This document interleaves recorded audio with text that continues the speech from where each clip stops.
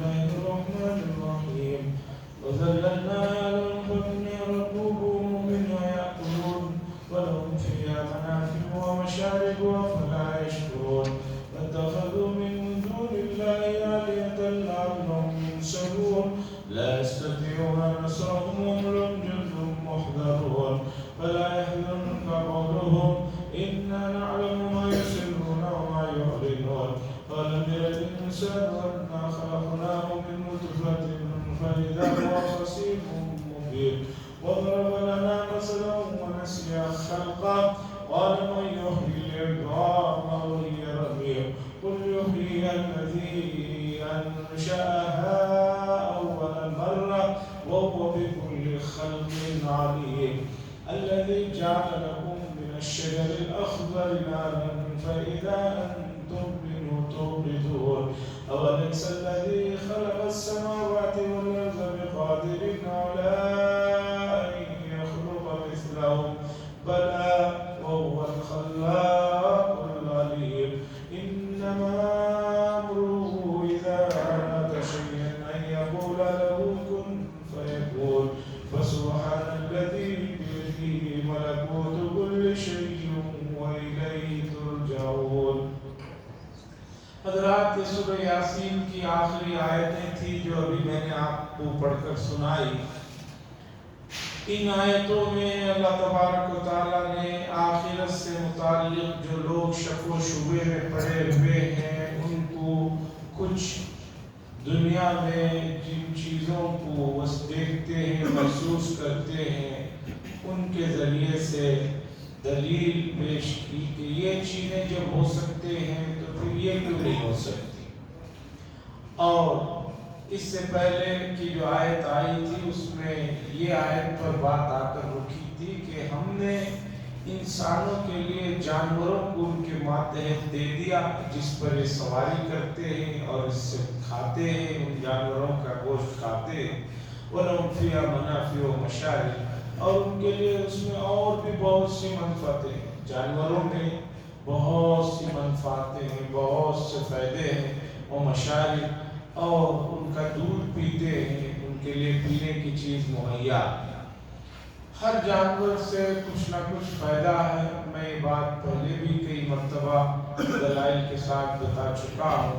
خاص طور پر حیات الحیوان نامی ایک کتاب ہے علامہ دمیری علیہ الرحمہ کی, اس میں انہوں نے جانوروں کے فوائد کو لکھا ہے. حتیٰ کہ سانپ جیسے موذی جانور, انتہائی موذی جانور, اس کے زہر سے بھی بہت سی دوائیوں میں اس کا زہر استعمال ہوتا ہے. آپ کسی سے بھی معلوم کر سکتے ہیں جو میڈیکل لائن میں لوگ ہیں کہ خاص طور پر سب سے خطرناک بیماری کینسر کی بیماری کے لیے سانپ کے زہر سے اس کا توڑ کیا جاتا ہے. تو اس سے آپ اندازہ لگائیے کہ اللہ نے جو کچھ بھی فائدہ کیا اس میں بڑے فائدے ہیں. وہ مشارب اور ان کے لیے اس میں پینے کی چیزیں ہیں, یعنی دودھ ہے. افلا یشکرون, کیا پھر بھی یہ لوگ شکر بجا نہیں لاتے؟ واتخذوا اللہ فرماتے ہیں اور ان لوگوں نے اللہ کو چھوڑ کر جن لوگوں کو معبود بنا رکھا ہے کہ وہ ان کی مدد کریں گے, ان سے مدد ملے گی. لعلہم ینصرون, ان کی مدد کی جائے گی. وہ دوسرے معبود اللہ کے یہاں ان کی مدد کریں گے. لا یستطیعون نصرہم, وہ ان کی کوئی مدد نہیں کر سکتے, ان کی کوئی حمایت نہیں کر سکتے. وَهُمْ لَهُمْ جُنْدٌ مُحْضَرُونَ اللہ فرماتے ہیں ان سب لوگوں کو ایک مخالف لشکر بنا کر قیامت کے دن ان کو حاضر کر لیا جائے گا. جن معبودوں کے بلبوتے پر یہ اللہ کے ساتھ شرک میں لگے ہوئے ہیں ان کو خود قیامت کے دن لا کر جو ہے کھڑا کر دیا جائے گا. اب آگے اللہ تبارک و تعالیٰ نبی کریم صلی اللہ علیہ وسلم کو تسلی دے رہے ہیں. مکی صورت ہے, مکے میں ظلم و ستم کے جو پہاڑ توڑے جا رہے تھے, جو کچھ باتیں ہوتی تھی, اللہ تعالیٰ رسول اللہ صلی اللہ علیہ وسلم کو تسلی دے رہے ہیں. فلا يحزنك قولهم, آپ ان کی باتوں پر رنجیدہ نہ ہوں. हम ज़दा ना हो। इन्ना नाअलम मा युसिर्रून, बेशक हम जानते हैं जो कुछ वो छुपा रहे हैं और जो जाहिर कर रहे हैं, इन तमाम चीज़ों को हम जानते हैं। अवलम यरल इंसान, ये आयत और इससे आगे की आयतों का पस मंजर समझिए, यानी कि शान नुज़ूल समझिए। रसूलुल्लाह सल्लल्लाहु अलैहि वसल्लम जब ये फरमाते थे कि क़यामत में फिर दोबारा जिंदा किया जाएगा, मुर्दों को उठाया जाएगा, तो इस बात को लेकर मक्के के लोग बड़ी हंसी मजाक करते थे।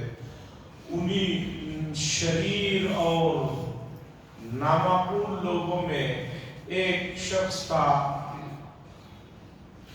आस बिन वाइल या वाइल बिन आस, दूसरा उमैया बिन खल्फ।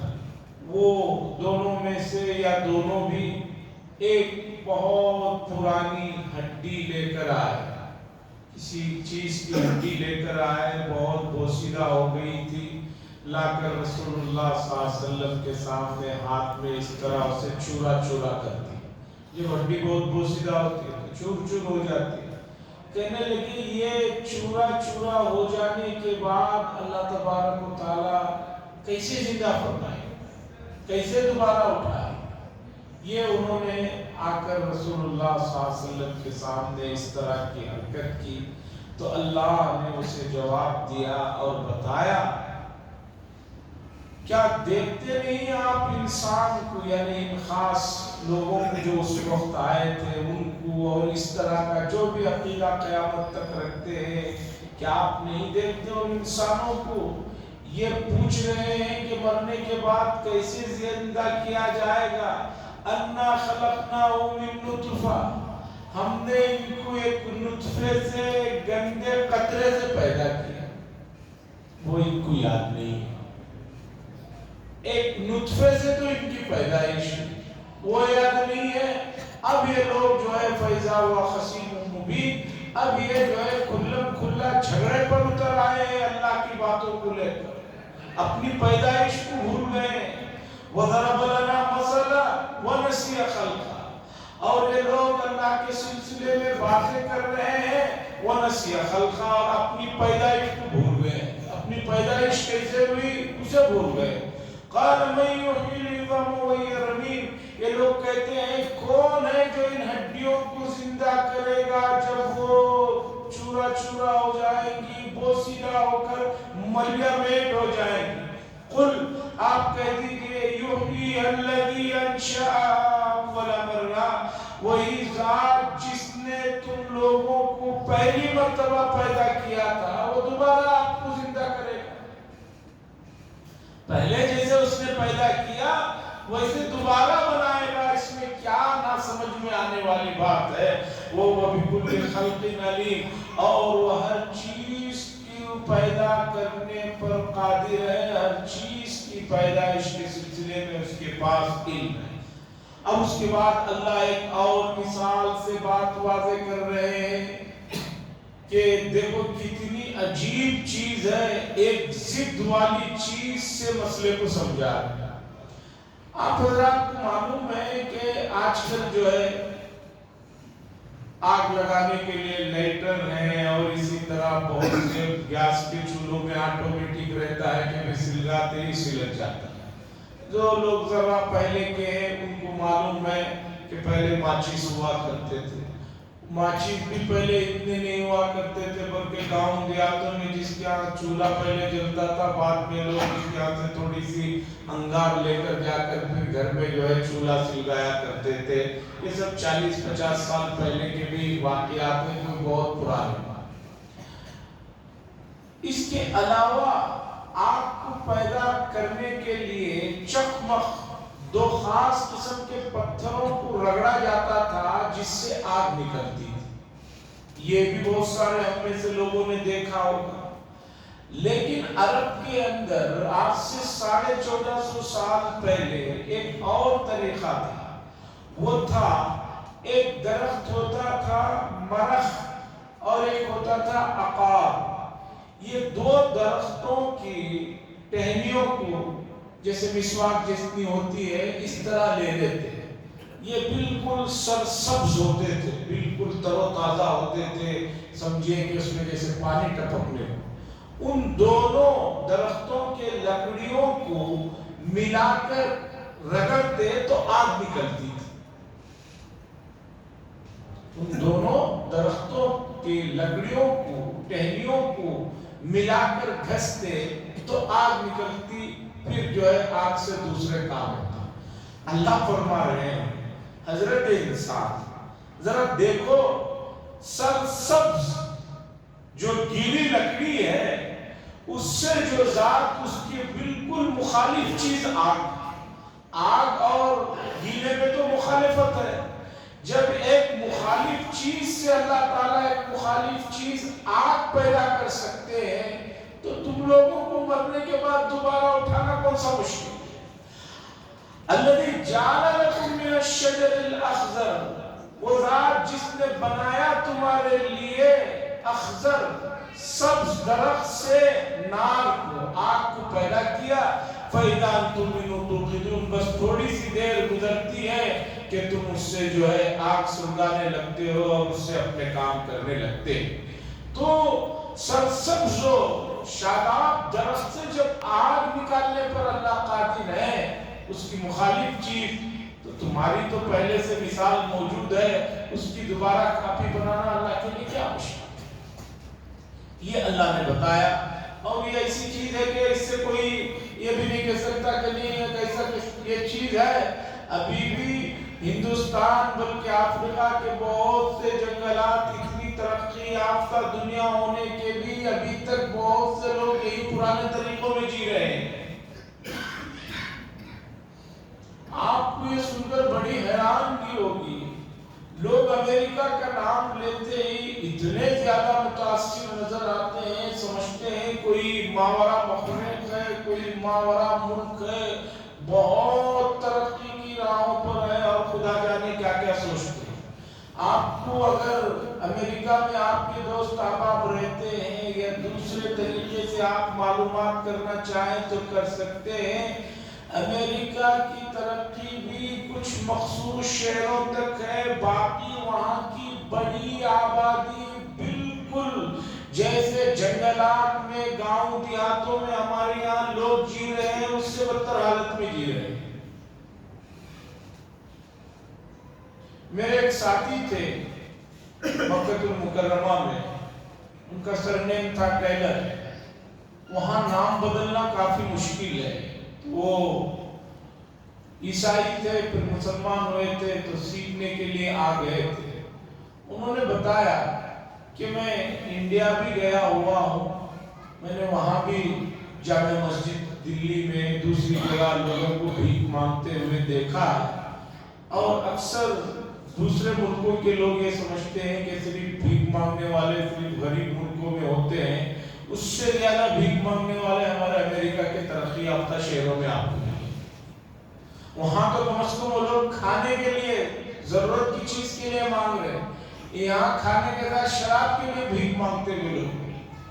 تو بتانا یہ ہے کہ یہ چیز آج بھی اس کا استعمال ہے، یعنی سرسبز و درختوں سے آگ کا نکالنا ایسی کوئی چیز نہیں کہ آج اس کا وجود نہیں، آج بھی جنگلات میں افریقہ وغیرہ اور دوسری جگہ یہ چیزیں استعمال ہو رہے ہیں۔ اللہ کی ایک کتنی بڑی نعمت ہے، دیکھیے کہ میسر ہے کہ آگ جو بہت ضروری چیز ہے اسے کس طرح اللہ پیدا کرتا ہے۔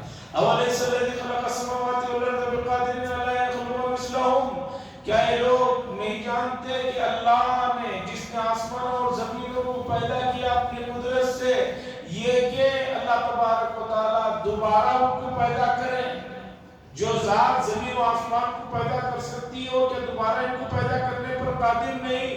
بلا، کیوں نہیں کر سکتی ہے؟ وہ الخلاق العلیم، وہ بہت ماہر ہے پیدا کرنے اور نئی چیز بنانے کے سلسلے میں، ان کی مہارت تام ہے۔ اس کے بعد اللہ کہہ رہے ہیں کہ بھئی دنیا والوں کی طرح ہمیں بنانے کے لیے کوئی بہت زیادہ مسئلہ نہیں ہے، انما ہماری بات تو بس اتنی ہے کہ جب ہم کسی چیز کو پیدا کرنے کا ارادہ کرتے ہیں تو کہتے ہیں ہو جا، تو وہ چیز ہو جاتی ہے۔ کن، ہم کہتے ہیں ہو جا، فیکون، وہ چیز ہو جاتی ہے۔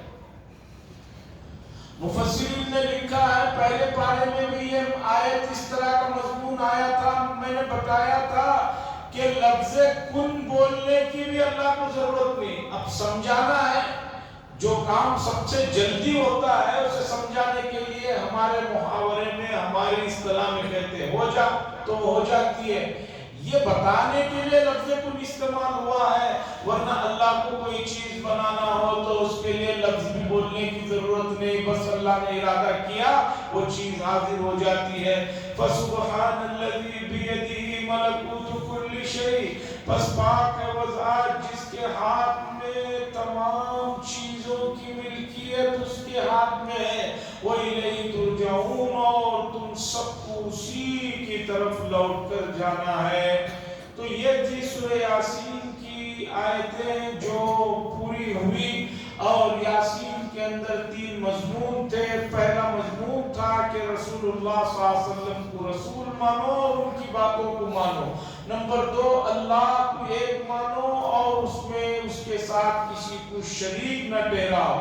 نمبر 3، مرنے کے بعد دوبارہ تمہیں زندہ کیا جائے گا، چونکہ عقل کا تقاضا ہے. کوئی آدمی اچھا کام کرے تو اسے انعام دینا چاہیے، برا کام کرے تو اسے سزا دینا چاہیے. اگر اس دنیا کے بعد کوئی اور دنیا نہ ہو تو پھر سزا اور خوشی کا مسئلہ کہاں رہ جائے گا. اور تیسرا مسئلہ ذہنی طور پر یہ بھی بتایا گیا تھا کہ اللہ نے ہر چیز کا جوڑا بنایا ہے، تو اس دنیا کا جوڑا آخرت ہے، اس کے بغیر دنیا جو ہے ادھوری ہے. اب اس کے بعد سورہ صافات نامی سورت شروع ہو رہی ہے. یہ مکی سورت ہے. سورت کے آگے لکھا ہوا ہے 56، یعنی مکہ المکرمہ میں نازل ہونے والی سورتوں میں اس کا نمبر 56واں ہے. اور قرآن کی ترتیب کے حساب سے یہ 37ویں سورت ہے. اس میں 182 آیتیں ہیں اور جو ہے 5 رکوعات ہیں. اور آپ کو یہ معلوم ہے کہ مکی سورتوں میں توحید کا ذکر ہوتا ہے، اللہ کو ایک مانو اس کا ذکر ہوتا ہے. اور اسی طریقے پر رسولوں کو مانو، نہ ماننے پر جو عذاب اور جو پریشانیاں آتی ہیں ان کا تذکرہ ہوتا ہے. تو اس صورت میں بھی ان مضامین کی طرف جو ہے بات بہت اچھے اور مؤثر انداز میں سمجھائی گئی. ایک مسئلہ مکہ المکرمہ کے کفار کا یہ بھی تھا کہ وہ یہ کہتے تھے کہ یہ جو فرشتے ہیں یہ سب کے سب اللہ کی بیٹیاں ہیں، اللہ کی بیٹیاں ہیں. اللہ نے اس مسئلے کو بارہا سمجھایا کہ بیٹی یا بیٹے کا محتاج انسان ہوتا ہے. ایک انسان کو ضرورت پڑتی ہے کہ اس کا ایک بیٹا ہو، بیٹی ہو، یا اور بھی اس طرح کے لوگ ہوں جو اس کے لیے ساتھ دینے والے ہوں، مدد کرنے والے ہوں، اس کا سہارا بننے والے ہوں. اللہ تبارک و تعالیٰ خالق ہیں، معبود ہیں، ان کو کسی بھی چیز کی ضرورت نہیں. اور دوسری بات یہ ہے کہ خود کے لیے تو یہ بیٹوں کی بڑی خواہش کرتے تھے مکے کے لوگ، اور اللہ کے لیے کہتے ہیں اللہ کی بیٹیاں ہیں. تو فرشتوں کے سلسلے میں ان کے جو عقیدے تھے وہ بہت ہی نامعقول قسم کے عقیدے تھے. ان آیتوں میں اللہ تبارک و تعالیٰ نے انہی فرشتوں کی قسم کھائی اور بتایا کہ فرشتے کیا ہیں، ان کی خدمت کیا ہے. ان چیزوں کو تفصیل سے ذکر فرمایا. وَالصَّافَّاتِ صَفًّا، اللہ فرماتے بسم اللہ الرحمن الرحیم، اللہ کے نام سے شروع کرتا ہوں جو بہت مہربان اور سب پر مہربان. وَالصَّافَّاتِ صَفًّا، اللہ نے فرمایا قسم ہے ان فرشتوں کی جو سب باندھے ہوئے کھڑے ہوتے ہیں. وَالزَّاجِرَاتِ زَجْرًا، قسم ہے ان کی جو ڈانٹتے ہیں اور دھتکارتے ہیں اور دور کرتے ہیں.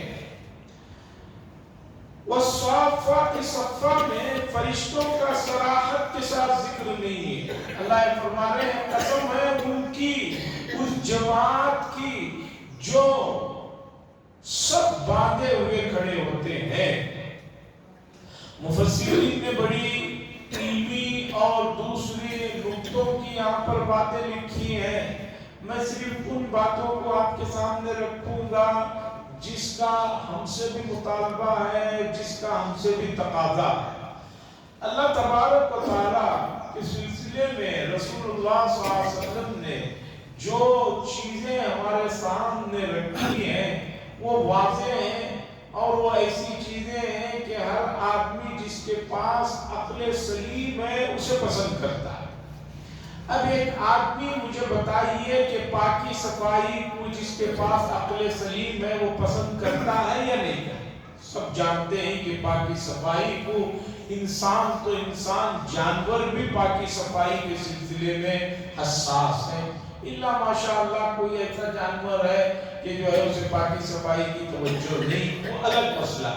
لیکن مجموعی طور پر جانوروں کو دیکھ کے، انسانوں کو دیکھ کے پاکی صفائی کو پسند کرتے ہیں۔ تو اللہ کے نبی صلی اللہ علیہ وسلم نے فرمایا یہ اللہ بھی بہت پسند کرتے ہیں کہ آدمی پاک صاف رہے اور پاکی کی طرف خوب توجہ دے۔ اور میڈیکل سائنس بھی بتاتی ہے کہ بیماریوں کے پیدا ہونے میں پاکی صفائی پر توجہ نہ دینے کا بڑا رول ہے، اور یہ بڑے دکھ کی بات ہے۔ یہ امت مسلمہ جو پوری دنیا کی قیادت جن کو دی گئی وہ پاکی صفائی کے معاملے میں بہت پیچھے ہو کر رہ گئے ہیں۔ کس ظاہری پاکی، باطنی پاکی، ہر پاکی میں بہت پیچھے ہو کر رہ گئے ہیں۔ اس کی طرف توجہ دینے کی بہت شدید ضرورت ہے۔ دوسری بات، اللہ کے نبی صلی اللہ علیہ وسلم نے بتایا قرآن میں اس کے علاوہ 28ویں پارے میں ایک سورت ہے، اس کا نام ہے سورہ صف۔ اس میں اللہ تبارک و تعالیٰ نے اس بات کی اہمیت کو بتایا اور اس کی ترغیب دی اور اس کی طرف توجہ دلایا کہ اللہ تبارک و تعالیٰ کو ہر موقع پر سب بندیاں بہت پسند ہیں۔ خاص طور پر اس کی پریکٹس نماز میں، جماعت کی نماز میں کرائی جاتی ہے کہ آدمی اللہ کے دربار میں سب باندھ کر کھڑا ہو۔ کیوں؟ اس لیے کہ اللہ کی ایک اور مخلوق، نورانی مخلوق جو فرشتے ہیں، وہ اللہ کے دربار میں اللہ کی عبادت میں اور اللہ کا حکم سننے کے لیے ہمیشہ صف میں کھڑے ہوتے ہیں۔ قرآن کے 28ویں پارے میں سورہ صف میں اللہ نے فرمایا کأنہم بنیان مرصوص، سیس پگھلائی ہوئی دیوار کی طرح جو ہے صحابہ کی جو ہے مثال دی کہ یہ جنگ میں بھی کھڑے ہوتے ہیں تو ایسی سب بندی ہوتی ہے جیسے سیس کو پگھلا کر ڈال دیا جائے تو بالکل پرفیکٹ اور صحیح جو ترتیب ہوتی ہے وہ ہوتی ہے۔ تو نماز، فرض نماز میں جماعت کے ساتھ جو نماز کا حکم ہے اس میں شریعت کئی چیزوں کو آپ کو روزانہ توجہ دلانا چاہتی ہے۔ اس میں ترتیب ہے، تہذیب ہے، اسلام جو ہے سیکھنے سکھانے کا اور بہت زیادہ نفاست کا جو ہے مذہب ہے۔ اس میں سب بندی کو بتایا گیا کہ فرشتے بھی ہمارے سب بندی کرتے ہیں، تمہیں بھی نمازوں میں بہت پابندی کے ساتھ سب بنانا ہے۔ بڑے دکھ کی بات ہوتی ہے کہ باوجود اعلان کرتے رہنے کے اور کبھی کوئی دوسرا آدمی بھی پاس والوں کو سب میں قریب آنے کے لیے کہتا ہے تو ہمارے اپنے بعض مساجد میں بعض لوگوں کا مزاج ایسا ہو گیا ہے کہ مسجد میں جماعت کی نماز پڑھ رہے ہیں، صف میں کھڑے ہوئے ہیں، لیکن مسئلہ یہ ہے کہ وہ کوئی ان کو لگے ان کو پسند نہیں۔ حدیث میں کندھے سے کندھا ملانے کا، اور حدیث میں ہے کہ درمیان میں زیادہ جگہ مت چھوڑو ورنہ تمہاری نمازوں میں ابلیس جو ہے وہ بکری کی شکل میں جو ہے مجسم بکری کی شکل میں آ کر تم لوگوں کی نماز میں خیالات کو ڈال کر تمہاری نماز کو برباد کرتا ہے۔ آپ نے دیکھا ہوگا گھر میں بیٹھ کر آدمی آدھا گھنٹہ سوچتا ہے ایک چیز آتی ہوتی ہے، مسجد میں آ کر رکعت باندھنے کی دیری رہتی ہے، کیا کیا چیزیں یاد آتی رہتی ہیں، کیا کیا کہ مجھے ہم سے نکلنا ہے، وہ کرنا ہے، وہ کرنا ہے، وہ کرنا ہے، وہ کرنا ہے، اور بعض تو پورا امریکہ یوروپ سب گھوم پھر کر پھر نماز میں آ جاتے ہیں۔ کچھ لوگوں کو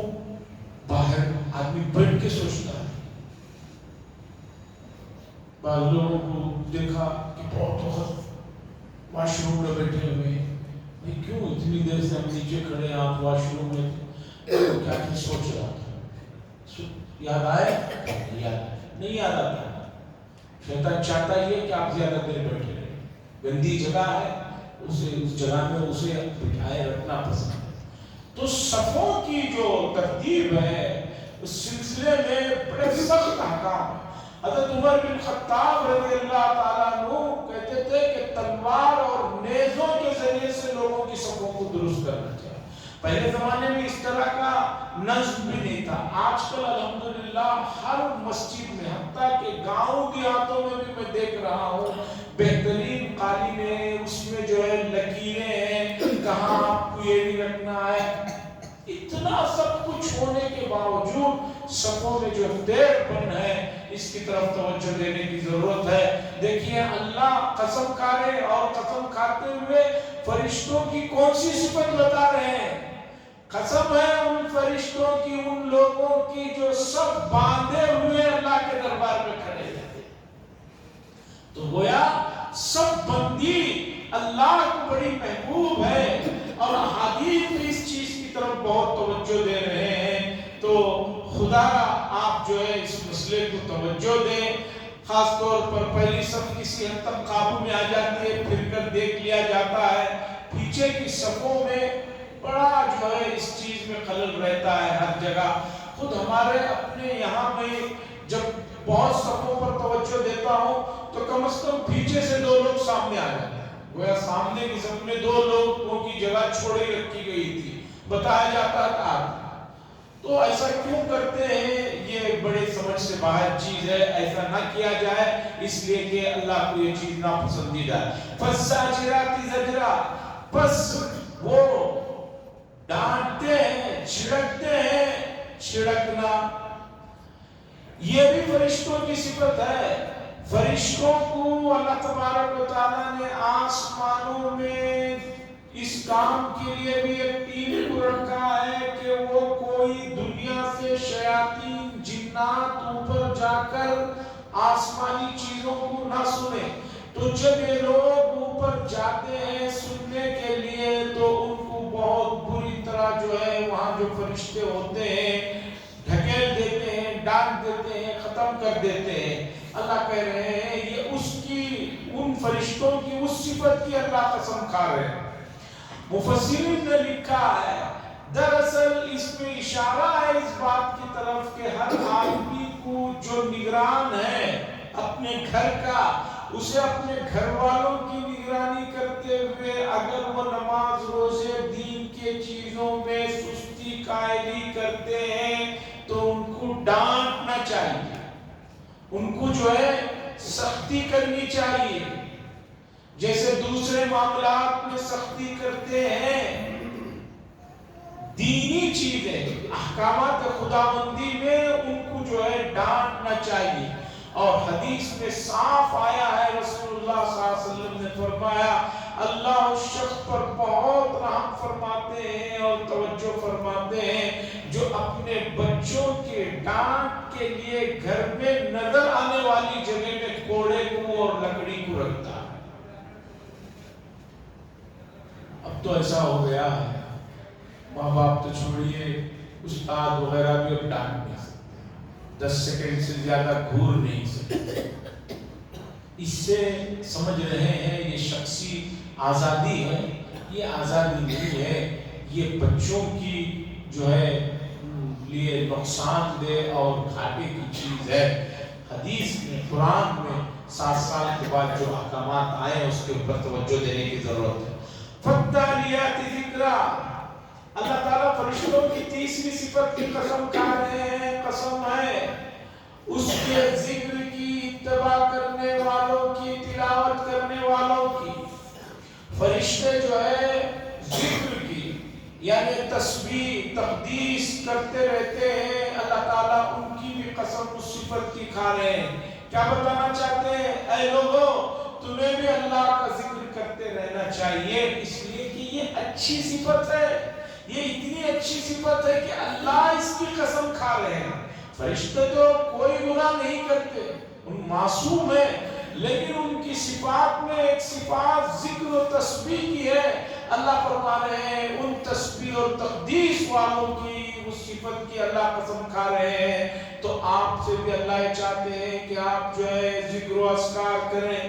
اس کے بعد 3 قسم کھانے کے بعد اللہ فرماتے ہیں ان الہکم لواحد، بے شک تمہارا پروردگار جو ہے وہ اکیلا ہے، اس کا کوئی پارٹنر نہیں ہے. پھر اس کے بعد آگے جو ہے آسمانوں میں جو انسانوں کے لیے خوبصورتی کو رکھا ہے وہ، اور اسی طرح فرشتوں کے ذریعے سے جنات کی جو حفاظت کا سلسلہ رکھا ہے، ان تمام چیزوں کو، پھر اس کے بعد توحید کا، پھر انبیاء کا اللہ تبارک و تعالی تذکرہ شروع کر رہے ہیں. اللہ سے دعا فرمائے اللہ اس مسئلے کو سمجھنے کے اور اس کے تقاضوں پر عمل کرنے کی توفیق نصیب فرمائے. خاص طور پر اللہ کی نعمتوں کا شکر ادا کیجیے. بارشیں ویسے تو 3-4 دن پہلے ختم ہو گئے ہیں، لیکن کل تک بھی بنگلور کے بعض علاقوں میں پانی گھروں میں تھا. کل تک بھی بنگلور کے بعد اچھے پاش علاقوں میں پانی تھا. 10 سے 12 دن تک لوگ جو ہے ہوٹلوں میں دوسری تیسری جگہ پر قیام پذیر تھے. اس کا مطلب یہ ہوا کہ اللہ کا بڑا فضل رہا کہ ایسے بارشوں کے موسم میں بھی ہم لوگ خاص طور پر اپنا علاقہ، ایسا نہیں کہ پریشانی نہیں آئی، پریشانی نہیں آئی یہ نہیں کہہ رہا، پریشانیاں تو رہی، لیکن اگر ہم ان لوگوں کی پریشانیوں کو دیکھیں جن کے گھروں میں 10-10 دن تک پانی ہوتا رہا اور پورا نظام خراب ہو گیا تھا، اس کے مقابلے میں تو یہ نعمت رہی. اللہ سے اس طرح کے سوال کرتے رہے کہ اللہ ایسی آزمائشوں میں ہمیں بھی اور تمام امت مسلمہ کو بھی نہ ڈالے. اور یہ بھی دعا کرتے رہیں کہ مشرقی وسطیٰ کا معاملہ دن بدن جو ہے بگڑتا جا رہا ہے، غمگین ہوتا جا رہا ہے، قابو سے باہر ہوتا جا رہا ہے. بڑی طاقتیں خاص طور پر ہتھیاروں کے کاروباری چاہتے ہی نہیں کہ جنگ رک جائے، اور سب سے بڑا ہتھیار کا کاروباری امریکہ ہے. وہ لوگ چاہتے ہی نہیں کہ جنگ رک جائے. جنگ ہو رہی ہے، باتیں ہو رہے ہیں، لیکن جو حالات وہاں ہیں وہ بہت انسانیت کے لیے نقصان دہ ہیں، اور اس کا اثر آہستہ آہستہ کھانے پینے سے لے کر دوسری چیزوں پر پڑنا شروع ہو رہا ہے. اللہ سے دعا فرمائے اللہ ان آزمائشوں سے پورے انسانیت کی اور خصوصاً امت مسلمہ کی حفاظت فرمائے. وآخر دعوانا الحمدللہ رب العالمین. الحمدللہ رب العالمین. اللہم صلی علی سیدنا شفیعنا نبینا حبیبنا مولانا محمد بارک وسلم. اللہم انت السلام ومنک السلام وتبارکت یا ذا الجلال والاکرام. صلی اللہ تعالی وسلم علی خیر خلقہ محمد وعلی آلہ وصحبہ اجمعین. والحمدللہ رب العالمین.